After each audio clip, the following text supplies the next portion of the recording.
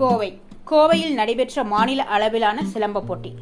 தமிழகத்தின் பல்வேறு பகுதிகளிலும் இருந்தும் மாணவ மாணவிகள் ஆர்வமுடன் பங்கேற்பு. கோவையில் நடைபெற்ற தமிழ்நாடு சிலம்பம் சாம்பியன்ஷிப் போட்டியில் சிறுவர் சிறுமிகள் உட்பட 1000க்கும் மேற்பட்டோர் கலந்து கொண்டு தங்கள் திறமைகளை நிரூபித்தனர். தேசிய சிலம்பம் மற்றும் விளையாட்டு அகாடமி சார்பாக 3வது கலை சமர் தமிழ்நாடு சிலம்பம் சாம்பியன்ஷிப் போட்டி கோவை சரவணம்பட்டியில் உள்ள தனியார் கல்லூரி வளாகத்தில் நடைபெற்றது.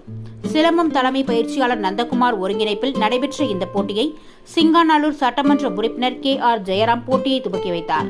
இதில் சென்னை, மதுரை, திருச்சி, ஈரோடு, நாமக்கல், தஞ்சை, கோவை என தமிழகத்தின் பல்வேறு பகுதிகளில் இருந்தும் 1000க்கும் மேற்பட்ட பள்ளி மற்றும் கல்லூரி மாணவ மாணவிகள் பங்கேற்றனர். 4 வயது சிறுவர் சிறுமிகள் முதல் 60 வயதான பெரியவர்கள் வரை கலந்து கொண்ட இதில் ஒற்றை சிலம்பம், இரட்டை சிலம்பம், நடுக்கம்பு, ஒற்றை சுருள், வாள்வீச்சு, நெடுங்கம்பு, வேல்கம்பு வீச்சு, வாள் கேடயம், குத்து வரிசை, அடிமுறை, வாள் வீச்சு உள்ளிட்ட பல்வேறு பிரிவுகளில் போட்டிகள் நடைபெற்றன.